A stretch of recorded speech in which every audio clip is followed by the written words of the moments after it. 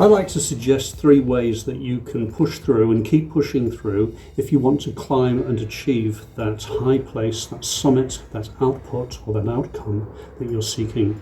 Success is possible, but you have to be prepared to deal with the negative inner voice. And the negative inner voice, or your inner bitch as I like to call it, will feature in many different ways, because as you progress, it's going to start sending you strange, subversive messages in order to undercut your progress. So I'd like to suggest 3 of those kinds of messages that your inner bitch is going to tell you, and so that you can be ready for them should they occur.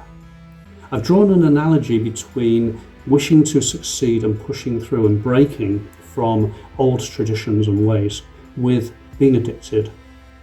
The truth of the matter is, we are more comfortable with discomfort if it is familiar to us than we are comfortable with success if it is unfamiliar to us. And so what happens is your inner saboteur is going to try and get you back into your comfort zone of discomfort.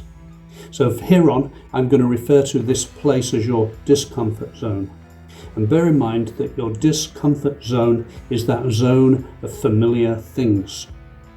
The familiar things which is populated with negative self-talk. It's populated with the negative wiring, the upbringing, the various bad messages, bad experiences and lapses and relapses that you've experienced in your life. So once you've come to terms with the idea that your discomfort zone is waiting for you and you can return to it at any time you like, bear that in mind as you hear the negative voices that are going to come at you, and they're going to be generated by yourself or by your parents or a teacher, by upbringing or circumstance or society. I'm not blaming those things, and I'm not asking you to blame those things. I'm asking you to acknowledge that those things exist and that you can do something about it as a grown-up. First thing is that when you get to some stage of success, you might find yourself making sentences that start with, I'll just do this one thing and then I'll get back on track. I'll just have this one drink and then I'll start again tomorrow. There is nothing wrong with relapse. There's nothing wrong with falling over if you're prepared to get up. However, if you have the I'll just do this or that voice playing in your mind or your mentality, it's going to pull you down eventually if you don't address it. So if you find yourself in a bad habit of just saying, I'll just do this, I'll just do that, nip it in the bud, face it, and realize that your inner bitch is seeking to pull you down. The second thing that you might find is as you succeed, you may wish to take a vacation. And you may find yourself saying to yourself, well, I've come this far, why shouldn't I take a break? Look at all I've achieved. Why don't I take a break now?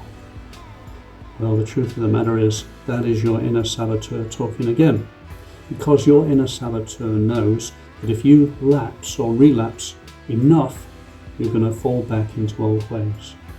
So don't think in terms of having earned a break.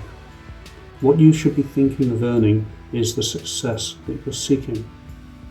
Earn the outputs, achieve the milestones, get to the goals. That should be your reward. You have to reconfigure your reward system so that you're not rewarded for being a deadbeat. Thirdly, you might try to tell yourself that you think you've earned something. I think I've earned a drink. I think I've earned a cigarette. I think I've earned Pornhub. Well, the truth of the matter is you haven't earned any of those things. And you certainly haven't been earning them if you've been pushing for success. Ask yourself this, is the true currency of your success some kind of vice, some kind of relapse? The truth of the matter is you're dealing with new kinds of currency now. Don't write yourself checks that you can't cash. Don't deal in currency which isn't going to buy you a thing. It's not going to buy you more time. It's not going to buy you more success.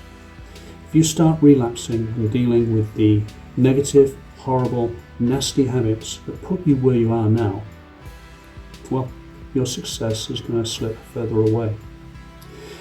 Consider the idea of climbing a mountain. But while you're climbing that mountain, at any given stage, you can hit gravel and you can slide down 100 feet and have to start climbing all over again. So when you start telling yourself that you've earned something, but you know you haven't earned it, then you're on the slippery slope, quite literally.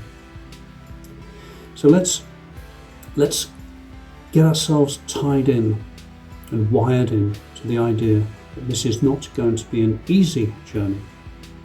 But don't wish for it easier. Wish for you to get better. And I'm quoting Jim Rohn there. You may have noticed if you've seen his work. Don't wish for better winds. Wish for a better way to trim your sail. Don't wish for society, circumstance, situation, or any of those number of things outside of your control or your influence to be your salvation. Your salvation, your means to achieve and get to the top and plant your flag is by knowing who you are, what it is you're seeking to achieve, and knowing that your inner bitch can, on occasion, try and trip you up. Once you come to terms with that, once you realise that you can be your own worst enemy, then you can push forward with a fresher mentality. Take it easy, everybody, and remember, whatever it is you dare to do or dream, begin it now.